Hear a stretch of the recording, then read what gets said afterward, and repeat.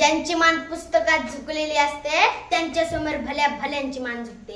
यदि सूरज जैसा बनना है तो सूरज जैसा जलना होगा, नदियों समान आदर पाना है तो पर्वत छोड़ निकलना होगा।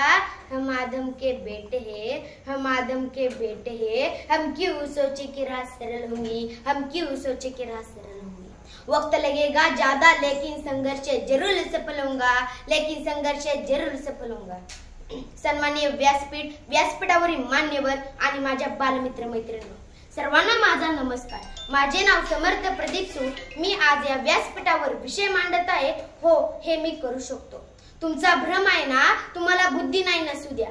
तुमचा भ्रम आहे ना, तुमच्याकडे शारीरिक क्षमता नाही नसू द्या। फक्त एकच गुण ठेवा, सातत्य, बस दुसरं काही नाही। वज्रासारखा कठीण दगड आणि त्या कठीण दगडावर एकच पाण्याचा थेंब पडतो आणि तो एक पाण्याचा थेंब त्या वज्रासारख्या कठीण दगडाला सुद्धा भेग पाडतो। ताकद त्या थेंबाची नाही तर ताकद त्याची सातत्याची आहे। तो सतत सतत पडत राहतो। ज्या माणसांकडे दुसरे पर्याय उपलब्ध असतात ती माणसं त्या क्षेत्रात कधीही यशस्वी होऊ शकत नाही, ही सर्वात महत्त्वाची गोष्ट आहे। आमचा तानाजी कोंढा ना घ्यायला गेला आणि लढता लढता तानाजी मरला। तानाजीचा भाऊ सूर्याजी त्यानं काय केलं, गडावरील उतरण्याच्या दोऱ्या पहिल्यांदा कापून टाकल्या। लढा नाहीतर गडावरून उड्या टाकून मरा, हे दोनच पर्याय ठेवले। आपल्या मराठी सैनिकांनी मरण नाहीतर लढणं पसंत केलं आणि कोंढाणा जिंकला। म्हणून फिरण्याच्या पहिल्यांदा सर्व दोऱ्या कापून टाका, तरच तुम्ही यशस्वी व्हाल।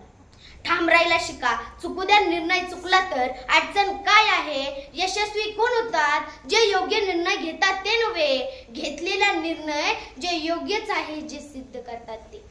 सगळ्यात महत्त्वाची गोष्ट, मॉन्टी रोबर्ट नावाचा एक रेस क्रॉसवर घोड्याच्या तबेल्यावर काम करणारा एका गरीब मजुराचा मुलगा त्यांच्या शाळेच्या शेवटच्या दिवशी त्यांना निबंध लिहायला सांगितला। माझे स्वप्न।